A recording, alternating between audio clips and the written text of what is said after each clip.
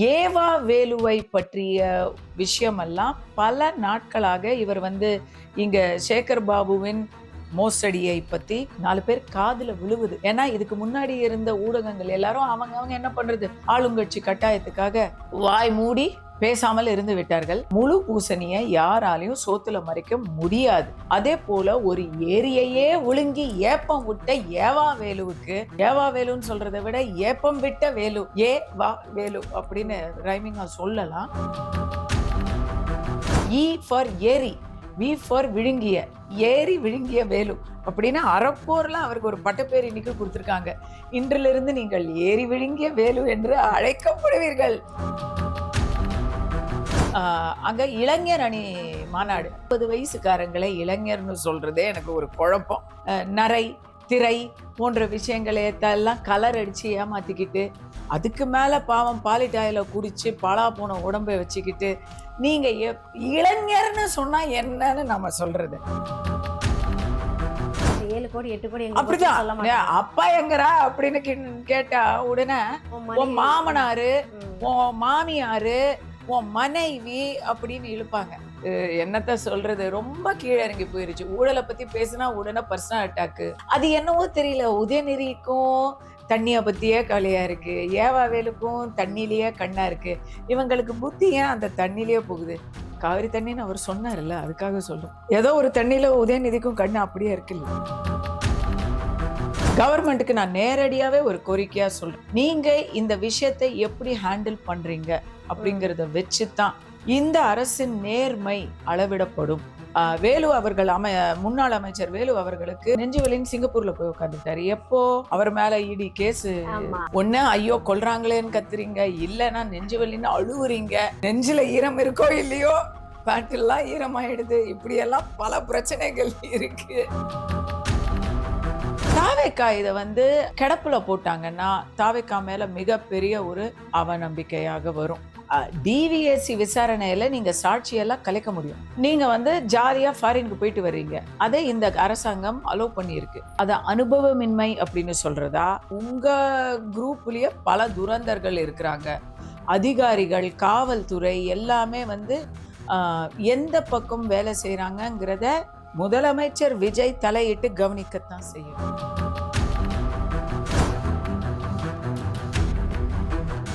Credit card over டியூவா, multiple EMI ஸ்ட்ரெஸ்ஸா? இனி ஒரே இஎம்ஐல ஈஸியா மேனேஜ் பண்ணலாம். Power of one EMI. The expose நேயர்களுக்கு வணக்கம். நான் ரவிதா. இன்றைய நேர்காணலில் நம்மோடு இணைந்திருக்கக்கூடிய சிறப்பு நடிகையும் பாஜக நிர்வாகியுமான கஸ்தூரி மேம் தான் இருக்காங்க. வாங்க பேசலாம். வணக்கம் ரவீனா, எப்படி இருக்கீங்க மேம்? நல்லா இருக்கேன். Super ma'am. இதுக்கு முன்னதாவே நம்ம நேர்காணல் ஒன்று பண்ணியிருந்தோம். நல்ல ரீச் பீப்புள் கிட்ட உங்களுடைய கருத்தை மக்கள் அவ்வளோ நேசிக்கிறாங்க, அவ்வளோ ஏற்றுக்கிறாங்க. இன்னைக்கு பார்த்தீங்க அப்படின்னா ஒரு முக்கியமான ஒரு நிகழ்வு ஒன்று நடந்திருக்குது மேம். என்ன அப்படின்னா, இதுக்கு முன்னாடி இந்த திமுக அரசு இப்போ நாங்கள் ஒன்றுமே பண்ணலை அப்படின்றாங்க. கிட்டத்தட்ட 8 கோடிக்கான மணலை திருடி இருக்காங்க. மலப்பம் பாடி அப்படின்னு சொல்லிட்டு ஒரு கிராமத்தில், எல்லாருக்குமே தெரியும். டிசம்பர் 14ஆம் தேதி 2025 லாஸ்ட்ல ஒரு திமுக ஒரு மாநாடு நடத்துறாங்க, இளைஞரணி மாநாடு அப்படின்னு சொல்லிட்டு. அந்த மாநாட்டுக்காக அந்த கலைஞர் திரளை மட்டுப்படுத்தணும் அப்படின்றதுக்காக மட்டும் இவ்வளவு மணலா திருடி இருக்காங்க. இதை எப்படி பாக்குறீங்க? இல்ல திமுக ஆட்சியில வெறும் நான் காலையில இந்த நியூஸ பார்த்தேம்மா. நம்ம அரப்பூர் ஜெயராமன் தான் இதை எக்ஸ்போஸ் பண்ணியிருக்காங்க. நான் ஏற்கனவே அவர்கிட்ட, நான் அரசியல்ல இல்லாத போது அவரை ஃபாலோ பண்ண ஆரம்பிச்சப்போ நான் கேட்டிருக்கேன், சார் நீங்க என்ன சார் பண்றீங்க, எப்படி நீங்க எங்க இருக்கிறீங்க? நம்ம மயிலாப்பூர்ல இருக்கேன்னு சொன்னார். எப்படி அங்க இருக்கிறீங்க, எப்படி விட்டு வச்சாங்கன்னு நான் கேள்வியே கேட்டிருக்கேன். அவருடைய நல்ல நேரம் பாருங்க. தாக்குதல் நடத்தினாங்க, அரப்போருடைய கூட்டம் நடத்தினாங்க. அதுல எல்லாருக்கும் முதுகுல எல்லாம் அடிச்சு, தலையில எல்லாம் அடிச்சு, உங்களுக்கு ஞாபகம் இருக்கும். அதனால தாக்குதல் நடத்தாம இல்ல அவர். ஆனா அவருடைய நல்ல நேரம் இப்ப தாவேக்கா ஆட்சி வந்துருச்சு, திமுக ஆட்சி போயிருச்சு. சோ ஏவா வேலுவை பற்றிய விஷயமெல்லாம் பல நாட்களாக இவர் இங்க சேகர் பாபுவின் ராம்சார் மோசடியை பத்தி பல வருட காலமாக பேசிட்டு இருந்தார். அது யாருக்குமே தெரியல. இப்பதான் அந்த குரல் 4 பேர் காதுல விழுவுது. ஏன்னா இதுக்கு முன்னாடி இருந்த ஊடகங்கள் எல்லாரும் அவங்க என்ன பண்றது, ஆளுங்கட்சி கட்டாயத்துக்காக வாய் மூடி பேசாமல் இருந்து விட்டார்கள். இப்ப வந்து யாராலையும் தடுக்க முடியல. ஏன்னா இந்த ஆட்சியே சோஷியல் மீடியாவை ஊக்குவிக்கக்கூடிய ஒரு ஆட்சி. இந்த ஆட்சிக்கு காரணம் கூட சோஷியல் மீடியான்னு நான் சொல்லுவேன். இந்த ஜென்ஸிய பொறுத்த வரைக்கும் அவங்க பேப்பர்ல நாளைக்கு வர்ற வரைக்கும் வெயிட் பண்றது இல்ல. இந்த நிமிஷமே அவங்களுக்கு நியூஸ் போய் சேர்ந்துருது. அந்த மாதிரி உண்மையை யாராலையும் மூடி வைக்க முடியாது.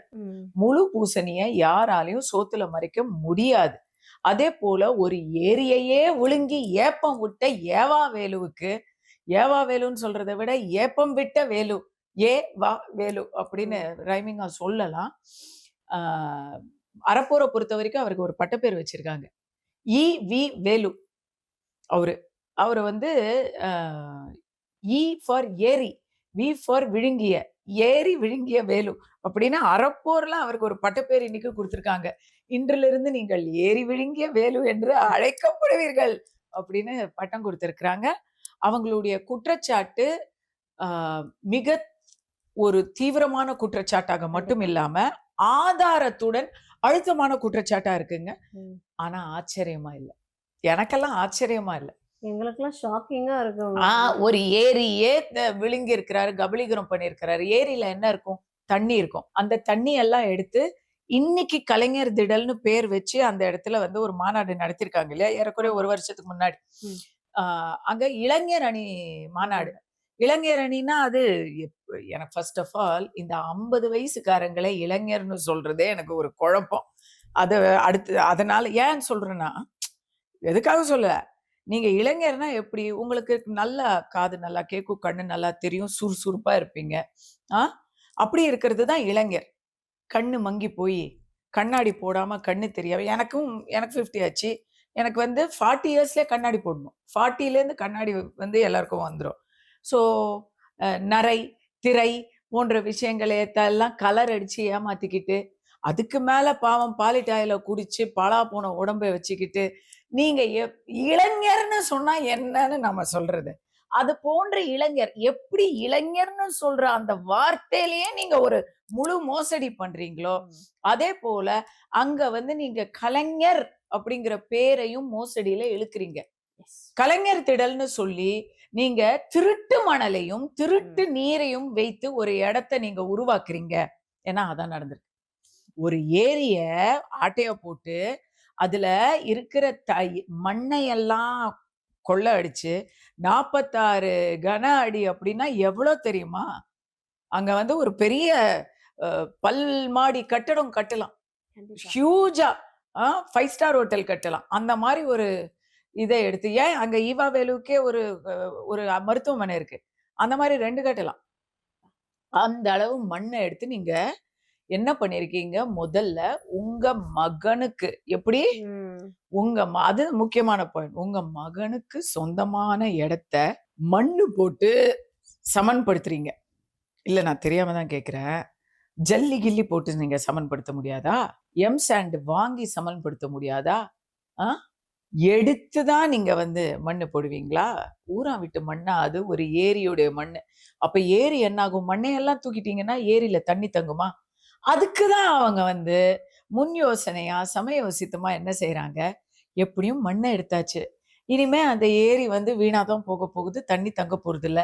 அதனால அந்த ஏரியின் நலனை கருதி, ஊர் மக்களின் நலனை கருதி இன்று நாம் இப்படி பேசுவோமே என்ற ஒரு விஷயத்த முன்கூட்டியே யூகித்து தண்ணியும் தூக்கிட்டாங்க. ஏரியில இருந்த தண்ணியும் தூக்கி மண்ணை போட்டு அது மேல தண்ணிய பாய்ச்சி ஃபுல்லா நீட்டா ரெடி பண்ணி, சோ இப்ப அங்க ஏரியும் இல்ல தண்ணியும் இல்ல. ஏரி எங்க இருக்கு? அந்த ஏரியில இருந்து மணல் எடுத்தீங்களே, ஏரியே இல்லையே சொல்லலாம் இல்லையா? இப்போ மலப்பம்பாடி என்ற ஒரு ஊரில் நடந்திருக்கக்கூடிய 8 கோடி அப்படின்னு அரப்பூர்ல சொல்றாங்க. அவங்க ஒரு வேல்யூவேஷன் வச்சு சொல்றாங்க. இப்ப வந்து இவங்க என்ன தெரியுமா மறுப்பு சொல்லுவாங்க? நான் கேஸ் போடுவேன், அது 8 கோடி கிடையவே கிடையாது, 7 கோடி தான் அப்படின்னு சொல்லுவாங்க. சொல்லுவாங்க அவங்க. இதுதான் அவங்களுடைய இதுவா இருக்கும். கேட்டா உடனே நீ பெரிய யோக்கியமா? உன்னை பத்தி தெரியாதா? உன் ஜாதிய பத்தி தெரியாதா? உன் வீட்டுல பெண்களை பத்தி தெரியாதா? இதெல்லாம் கேள்விகளா கேட்பாங்களே தவிர, அந்த 7 கோடி 8 கோடி அப்படிதான் அப்பா எங்கரா அப்படின்னு கேட்டா உடனே உன் மாமனாரு, உன் மாமியாரு, உன் மனைவி அப்படின்னு இழுப்பாங்க. நான் ஆனா ரொம்ப ஓரளவுல நன்றி கடன் பட்டிருக்கிறேன். இப்போதைக்கு சட்டசபையில ஆஹ், அப்பா, மாமனார் அப்படின்னு ஆண்களை பத்தி பேசிக்கிட்டு இருக்காங்க. பெரிய வணக்கம் வச்சுக்கணும். பெண்கள்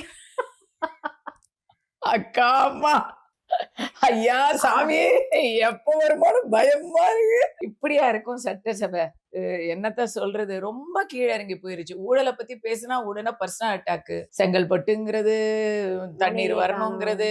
அது என்னவோ தெரியல. உதயநிதிக்கும் தண்ணிய பத்தியே கவலையா இருக்கு. ஏவாவேலுக்கும் தண்ணியிலேயே கண்ணா இருக்கு. இவங்களுக்கு புத்தி ஏன் அந்த தண்ணியிலேயே போகுது? ஒண்ணு டாஸ்மாக் தண்ணி, இல்லன்னா காவிரி தண்ணி, இல்லன்னா மலப்பம்பாடி தண்ணி. காவிரி தண்ணின்னு அவர் சொன்னாருல்ல, அதுக்காக சொல்றேன். ஏதோ ஒரு தண்ணியில உதயநிதிக்கும் கண்ணு அப்படியே இருக்குல்ல. சொல்றேன். மொத்தத்துல 8 கோடி ஊழல இன்னைக்கு வெளிய கொண்டு வந்திருக்கிறாங்க. ஏவாவேலு அவர்கள பற்றி பல புகார்களை அறப்போர் இயக்கம் தொடர்ச்சியாக முன்னிறுத்திக் கொண்டே வருகிறது. Yes, ma'am. இன்னைக்கு வந்து ஆதாரத்தோட அழுத்தமான ஒரு புகார வச்சிருக்கிறதுனால, நான் வெளிப்படையா சொல்றேன். எக்ஸ்போஸ் சேனல்ல பலரும் வந்து விஜயையும், விஜயுடைய தாவேகா ஆட்சியையும் ஆதரவு கொடுக்கக்கூடியவர்கள். ஆனா நான் வந்து எனக்கு தமிழ்நாடு தான் முக்கியம். தமிழக வெற்றி கழகத்தை விட தமிழக மக்கள் தான் எனக்கு முக்கியம். நான் நல்லதையும் சொல்லுவேன், கெட்டதையும் சொல்லுவேன். எந்த நடவடிக்கையும் எடுக்க மாட்டாங்க. ஆர்எல்ல போட்டுருவாங்க. அப்படியே இத வந்து கழிச்சு கட்டிருவாங்க. ஏன்னா, ஏவாவேலுவுடைய கனெக்ஷன்ஸு அத வந்து மீற மாட்டாங்க. எல்லாருமே ஃப்ரெண்ட்ஸ் தான் அப்படிங்கிற மாரி பேச்சு வந்துருச்சுமா. கவர்மெண்ட்டுக்கு நான் நேரடியாவே ஒரு கோரிக்கையா சொல்றேன். இல்ல ஒரு எச்சரிக்கை, கோரிக்கை எப்படி வேணா வச்சுக்கோங்க. அறிவுரை. நீங்க இந்த விஷயத்தை எப்படி ஹேண்டில் பண்றீங்க அப்படிங்கிறத வச்சு தான் இந்த அரசின் நேர்மை அளவிடப்படும். கண்டிப்பா.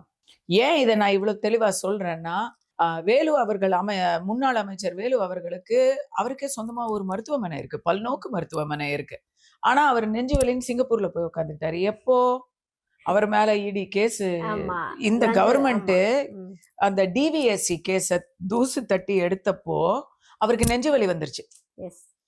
திமுக காரங்கள்லாம் வந்து வாய் கிளிய வீரமா பேசுவாங்க. ஆனா கேஸ்ன்னு வந்து அவங்களுக்கெல்லாம் சொல்லி வச்ச மாரி நெஞ்சில வலி வரும். அது சொல்றேன். எதுக்கு சொல்றேன்னா, அதுக்கு சொல்றேன். உடனே போய் ஏன் நான் கேட்கிறேன், அது என்ன சொல்லி வச்ச மாரி அவரு ஒருத்தரு அப்படியே ராதாகிருஷ்ணன். ஆம்புலன்ஸ்ல அப்படி இப்படி அழுதுகிட்டே போனாரு. ஆமா, அது ராதாகிருஷ்ணன். அவர் இன்னொருத்தரு. ஆ, ஆமா. ஆ, மயக்கம் வருதே, படபடப்பா இருக்கே, ஹாஸ்பிடல் கொண்டு ஆமா. ஒண்ணு ஐயோ கொல்றாங்களேன்னு கத்துறீங்க, இல்லன்னா நெஞ்சு வலின்னு அழுவுறீங்க. அதுக்கப்புறம் ஆ, நெஞ்சில ஈரம் இருக்கோ இல்லையோ, பேண்ட் எல்லாம் ஈரமாயிடுது. இப்படியெல்லாம் பல பிரச்சனைகள் இருக்கு. இவங்களுக்கு இந்த நெஞ்சு வலி ஏன் சென்னை அது நான் கேட்கிறேன். என்ன இந்த திமுக அரசுல தூக்கி உள்ள போட்டாங்களா? ம். நான் பொம்பள தானே. எனக்கு ஏன் நெஞ்சு வலி வரல? நேர்மையான நெஞ்சுக்கு வலி வராதுமா. சவுக்கு சங்கரை எவ்வளவு தொல்லை பண்ணாங்க. அவருக்கு ஏன் நெஞ்சு வலி வரல? ஃபெலிக்ஸ் ஜெரால்டு டெல்லி வரைக்கும் போய் ஏதோ தீவிரவாதியை பிடிக்கிற மாதிரி பிடிச்சிட்டு வந்தாங்களே, அவருக்கு ஏன் நெஞ்சு வலி வரல? இப்படி ஒவ்வொன்னா கேட்போம். அது என்னவோ திமுக சொத்து பரம்பரை அவங்க ஆரோக்கியம் சரியே இல்லம்மா. மாசு அவர்கள் கிட்ட சொல்லணும். உங்க மினிஸ்டர்ஸ் உடைய ஹெல்த் எல்லாம் சரியே இல்ல. எல்லாருக்கும் வெல்த் மேல தான் கான்சென்ட்ரேஷன். யாருக்கு ஹெல்த் மேல கான்சென்ட்ரேஷன் இல்ல. Stealth, wealth. ஸ்டெல்த் தான். Wealth by stealth. ம். ஓகே. நம்ம வந்து இப்ப நிரூபிக்கப்படாத புகாராக இருக்கிறது. அதோடைய ஆதாரங்கள அறப்போர் கண்டிப்பா குடுக்க போகுது. ஆமா. தாவேக்கா இத வந்து கிடப்புல போட்டாங்கன்னா, தாவேக்கா மேல மிகப்பெரிய ஒரு பிளாக் அவநம்பிக்கையாக வரும். இத நான் மறுபடியும் ஏன் சொல்றேன்னா, நீங்க சிங்கப்பூர்ல போய் ஒருத்தர் ட்ரீட்மெண்ட் எடுக்கிற வரைக்கும் வேடிக்கை பார்த்துக்கிட்டு இருந்தீங்க. எனக்கு ஃபாரின் போறதுக்கு இல்ல. எனக்கு இது வச்சிருந்தாங்க ரெட் நோட்டீஸ். ஃபாரின் போறதுக்கெல்லாம் அலோடு கிடையாது. எப்ப கேஸ் எல்லாம் எடுத்து பெயில் எல்லாம் குடுத்ததுக்கு அப்புறம் எந்த கண்டிஷன்ஸுமே கிடையாது எனக்கு. ஆனா அத தூக்கவே இல்ல, மறந்துட்டாங்க. அப்படின்னு சொல்றாங்க. மறந்துட்டாங்க அப்படின்னு சொல்றாங்க. அவமானம் தானே. அதுக்கப்புறம் அத நம்ம சரி பண்றோம். அவமானம் தானே. ஏன்னா அது சட்டவிரோதம். எதுக்கு சொல்றேன்னா, என்ன பத்தியான பேச்சு இல்ல. டிவிஎஸ்சி விசாரணையில நீங்க சாட்சியெல்லாம் கலைக்க முடியும். நீங்க வந்து ஜாலியா ஃபாரினுக்கு போயிட்டு வர்றீங்க. அதை இந்த அரசாங்கம் அலோவ் பண்ணியிருக்கு. அத அனுபவமின்மை அப்படின்னு சொல்றதா, அக்கறையின்மை அப்படின்னு சொல்றதா, இல்ல உங்க குரூப்லயே பல துரந்தர்கள் இருக்கிறாங்க. அதிகாரிகள், காவல்துறை எல்லாமே வந்து எந்த பக்கம் வேலை செய்றாங்கங்கிறத முதலமைச்சர் விஜய் தலையிட்டு கவனிக்கத்தான் செய்யணும். கண்டிப்பா. ஆதவ் அர்ஜுனா அவர்கள் சட்டசபையில காரசாரமா பேசினா பத்தாது, செயல்ல அதை காட்டணும். காட்டுவாரா? அவர் மேலேயே தான் சந்தேகத்தை மக்கள் பேசிக்கிட்டு இருக்கிறாங்க. அவருக்கு எல்லாம் வேண்டப்பட்டவங்க, அவர் என்னங்க, அவர் எப்படிங்க வந்து அவர் ரியாக்ஷன் எடுக்க போறாருன்னு கேக்குறாங்க. அவர் கேக்குறாங்க, பொதுப்பணித்துறை அவரை கேக்குறாங்க. இதுக்கு முன்னாடி யார்கிட்ட இருந்தது? ஏவாவேல் கிட்ட. ஸோ பட் நீங்க இது எனக்கு ஆச்சரியமா இருக்கு, அதிர்ச்சியா இருக்கு அப்படிலாம் இல்ல. எனக்கு கூட அதிர்ச்சியாதமா இருக்கு. 8 கோடி ஊழல்னு பார்த்ததும் நான் அதிர்ச்சி ஆயிட்டேன். நான் அவ்வளவுதானா அப்படின்னு அதிர்ச்சி ஆயிட்டேன். அவங்க லெவலுக்கு ஒரு அமைச்சர் என்றும் பாராமல் வெறும் 8 கோடி ஊழலா அப்படின்னு நான் அதிர்ச்சி ஆயிட்டேன். ஒரு எப்படி சொல்றது, ஒரு ப்ரோக்ராம் அரேஞ்ச்மெண்ட்காக 124 ஏக்கர் வெறும் கூட்டத்துக்கு, வெறும் ஒரு மாநாட்டுக்கு கூட்டத்துக்காக மட்டும் 8 கோடினா, அதாவது மட்டுப்படுத்துறதுக்கு மட்டும் 8 கோடினா, அப்ப அந்த மண்ணுக்கு 8 கோடி. அப்ப அந்த ப்ரோக்ராம் பண்றதுக்கு இப்போ இதுக்கு மண் எடுக்கிறதுக்குமே வந்து விவசாயத்துக்குமே ஒரு அடி தான் அலோவ் பண்ணணும். சோ ஒரு கலெக்டரா இருக்கிறவங்க அந்த ஒரு அடி மண் எடுத்துக்கோங்க அப்படின்னு அலோவ் பண்ணலாம். யார் அந்த கலெக்டர்னு பாருங்க, அங்க யாரு போலீஸ்னு பாருங்க, யாரு கவர்மெண்ட் அபிஷியல்ஸ்னு பாருங்க. மறுபடி சொல்றேன், 8.5 கோடி மக்கள் இருக்கிறோமா தமிழ்நாட்டுல. அந்த 8.5 கோடி மக்கள்ல அதிகபட்சமா சொல்றேன், ஒரு 10 lakh 20 lakh வச்சுக்கோங்க. அதிகபட்சமா 20 lakh கவர்மெண்ட் அபிஷியல் இருப்பாங்களாமா நமக்கு. அதிகபட்சமா 50 லட்சம், 1/2 கோடி கவர்மெண்ட்ல எனக்கு கணக்கு தெரியல, பார்த்தா தெரியும். மிஞ்சி ஒரு 40 lakhs இருப்பாங்களா கவர்மெண்ட் அபிஷியல்ஸ். நீங்க டீச்சர்ஸ், மெடிக்கல் ஸ்டாஃப் அதையெல்லாம் விட்டுடுங்க. சிவில் சர்வெண்ட்ஸ், கவர்மெண்ட் ஆபீஸ்ல வேலை செய்யக்கூடியவர்கள், பியூன்ல இருந்து ஆரம்பிச்சு கலெக்டர் வரைக்கும் நான் கேட்கிறேன், ஒரு 50 lakh இருப்பாங்களா? இருக்க மாட்டாங்க. அல்ல, அதை விட கம்மியா இருப்பாங்க. 8.5 கோடி மக்களுடைய உரிமைகளையும் நம்முடைய உடைமைகளையும் கொள்ளடிக்க பார்த்துக்கிட்டு நின்றா அவங்க மேல ஆக்ஷன் எடுக்கணும். என்னதான் இது கவர்மெண்ட் வந்து அவங்கள நம்பி இருந்தாலும் அவங்கள மாதிரி நேர்மையான மக்களுக்கு தமிழ்நாட்டுல குறைவே கிடையாது. லஞ்சம் கொடுக்கிறவன் தான் அதிகம், லஞ்சம் வாங்குறவன் ரொம்ப கம்மி. அந்த ஒருத்த 100 பேர்கிட்ட இருந்து லஞ்சம் வாங்குறான். தலையெழுத்தேன்னு எல்லாரும் கொடுக்குறாங்க. நீங்க கொடுத்ததே இல்லையான்னு கேட்டா நான் எப்படிமா வாங்குவேன்? நான் சினிமாவில் நடிக்கிறேன். லஞ்சம் வாங்குறதுக்கு எனக்கு என்னமா ஆப்ஷன் இருக்கு? நான் என்ன கவர்மெண்ட் சர்வெண்டா? நான் அத்தாரிட்டியா? ஊழலா? என்ன இருக்கு? என் ப்ரொடியூசர் வந்து யாருக்காவது லஞ்சம் கொடுத்து படத்தை ஓட்ட வைக்க முடியுமா? சினிமாக்காரங்களால அப்படிலாம் பண்ண முடியாது. கரெக்டா? பட் நான் பொதுவா சொல்றேன், எனக்கும் சர்வீஸ் ஃபீ, டாக்குமெண்டேஷன் ஃபீ, லைசன்ஸ் வாங்குறதுக்கு ஃபீ, செத்தா சர்டிபிகேட் வாங்குறதுக்கு ஃபீஸுமா. அதுக்கு பேர் ஃபீஸ் கிடையாது. ஃபீஸ் ஒண்ணுமே கிடையாது, 15 ரூபாய். ஆனா கொடுக்கறது 4000 ரூபாய். ஏன்னா ஒரு இளவு விழுந்த வீட்டுல நம்ம வந்து இதுக்கெல்லாம் வந்து நேரம் டிலே ஆச்சுன்னா என்ன பண்ணுவீங்க? நீங்க டிலே ஆச்சுன்னா என்ன பண்ணுவீங்க? சத்தியமா வயிறெறிஞ்சு சொல்றேன், இளவு வீட்டுல ஆயிரக்கணக்கில் வாங்குறவங்க அமைச்சர்கள் இல்ல, அதிகாரிகள். அவங்களுக்கு அந்த அளவுக்கு தைரியத்தை கொடுத்தது யாரு? அதாவது இப்படி அடிச்சு வாங்குறோமே லஞ்சம்னா அருவருப்பா இருக்கணும், அவமானமா இருக்கணும், அசிங்கமா இருக்கணும். நேர்மையா இருக்கிறவங்களுக்கு கை காலெல்லாம் எரியும். நீங்க வாங்கிருவீங்களாமா? ரோட்ல போறவங்க வந்து உங்ககிட்ட காசு கொடுத்தா நீங்க வாங்கிருவீங்களா? எதுக்குன்னு யோசிக்க மாட்டீங்க. பாவம் இல்ல, அது பாவ செயல் இல்ல. அந்த பாவ மூட்டை உங்களுக்கு வராது, உங்க பிள்ளைங்களுக்கு தான் வரும். நீங்க சேர்த்து வச்சுட்டு போயிருவீங்க. நீங்க என்னவோ சேர்த்து வைக்கிறதெல்லாம் பேங்க் பேலன்ஸ் நீங்க நினைச்சிருக்கிறீங்க. ஆனா அது அத்தனையும் பாவ மூட்டை. கண்டிப்பா இப்ப மக்கள் ரியலைஸ் என் கண்ணால நான் பார்த்திருக்கேன். ஏன்னா நான் வயிறெறிஞ்சு பார்த்திருக்கேன். இவன்லாம் இவ்வளவு சேர்த்து வச்சு என்ன பண்ண போறான்னு வயிறெறிஞ்சு சாபம் கொடுப்போம்ல, அதை நான் பார்த்திருக்கேன். ஆஸ்பத்திரியில ஒரு சம்பவம், அந்த வயிற்றுல அடிச்சுக்கிட்டு அந்த அம்மா கதறுது. அது அப்படியே விதின் 10 yearsல அந்த இடத்துல அவருக்கு வந்து சும்மா நான் சொல்லக்கூடாது, அவர் பையன் செத்து போயிட்டான். அகால மரணம், டீனேஜ்ல செத்து போயிட்டான். கடவுள் நம்பிக்கை இருக்கிறவங்களுக்கு இது வந்து ஒரு கர்மான்னு தான் நாங்க நினைப்போம். அது ஒவ்வொருத்தர் ஒவ்வொரு மாதிரி நினைச்சுக்கோங்க. எனக்கு அப்படி தோணுச்சு, கண்ணெதிர ஐயோ அப்படின்னு தோணுச்சு. இந்த மாதிரி நான் நிறைய சொல்லுவேன், நிறைய இந்த மாதிரி நான் பார்த்திருக்கேன். இன்னும் நிறைய பணத்தை சேர்த்து வச்சுட்டு அதை வந்து அனுபவிக்க முடியாம இறந்தவங்களை நம்ம பார்த்திருக்கோம். இதுக்கு முன்னாடியே இவர் மேல வந்த வழக்கு அப்படின்னா, அந்த ரோடு போடுறேன்னு சொல்லிட்டு, நெடுஞ்சாலை போடுறேன்னு சொல்லிட்டு 100 கோடி ஊழல் பண்ணதாம் நம்ம. நீங்க பாத்தீங்கன்னா, இந்த திருவண்ணாமலையில் நடந்துச்சுல கலைஞர் திரு, அந்த வேக்கு போறதுக்கு மட்டுமே கிட்டத்தட்ட நெடுஞ்சாலைத்துறை போல வந்து ஒரு ரோடு ஃபார்ம் பண்ணியிருக்காங்க மேம். ஆனா அதுக்கு முன்னாடி அந்த இடம் எப்படி இருந்திருக்குன்னா, வெறும் மாட்டு வண்டி போற அளவுக்கு தான் இருந்திருக்கு. அந்த ஒரு வகையில நான் ரொம்ப வருத்தப்படுறேம்மா. என்ன வருத்தப்படுறேன் தெரியுமா? திமுக தோத்துருச்சேன்னு வருத்தப்படுறேன். உங்களுக்கு டைட்டில் கிடைச்சிருச்சு. திமுக மறுபடி ஆட்சிக்கு வந்திருந்தா நாங்க போய் வெத்தலைப்பாக்கு வச்சு கூப்பிட்டுருப்போம்மா. எங்க இந்த இந்த எங்க ஏரியாவுல ஒரு மாநாடு போடுங்க. வந்துட்டு போங்க, நெடுஞ்சாலையா மாறட்டும். குண்டுகளையுமா இருக்கு, போக முடியல. நாங்க சொல்லுவோம், உங்களுக்கு தேவையான தண்ணி கூட இருக்கு சார். அங்க குண்டு குடியில எல்லாம் தண்ணி எல்லாம் நிரம்பி இருக்கு. நீங்க வந்து அதையே பயன்படுத்திக்கலாம். வாங்க வாங்க வந்து பழகுங்க அப்படின்னு நான் வந்து நாங்க வந்து இன்வைட் பண்ணிருப்போம். ஏன்னா வீதி தோறும் ம், அது என்னவோ ஒண்ணு சொன்னாரு அவரு.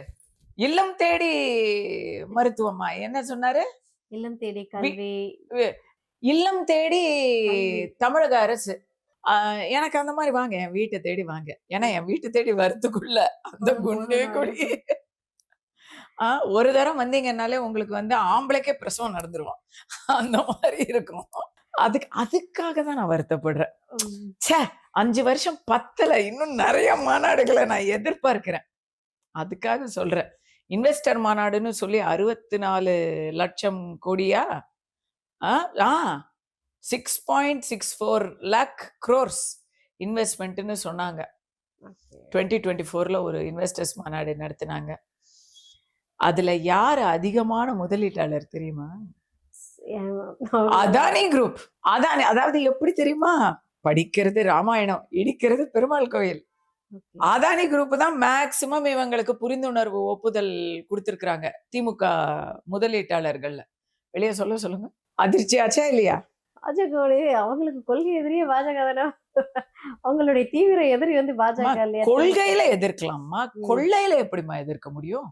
அதனால திமுக எதிர்க்க மாட்டோம். அதானி நேரடியா உங்களுக்கு வந்து ஒரு ப்ராஜெக்ட் கொடுக்குறாரு, எம்ப்ளாய்மெண்ட் கொடுக்குறாரு, நாட்டுக்கு வந்து இன்ஃப்ராஸ்ட்ரக்சர் கொடுக்குறாரு, அதெல்லாம் டெவலப்மெண்ட் கொடுக்குறாருங்கிறதுக்காக நீங்க அவரோட சைன் பண்ணதாகவே வைத்துக் கொள்ளலாம். எந்த கமிஷன், கரப்ஷன், கலெக்ஷனும் இல்லாமல் அந்த டீல் வந்ததாகவே எடுத்துக்கொள்ளலாம். ஆனா அதுல வந்து ரோடு போடணும், தண்ணி சப்ளை பண்ணணும், கேட்டரிங் கொடுக்கணும், இப்படி பல பேர் இருப்பாங்கல்ல.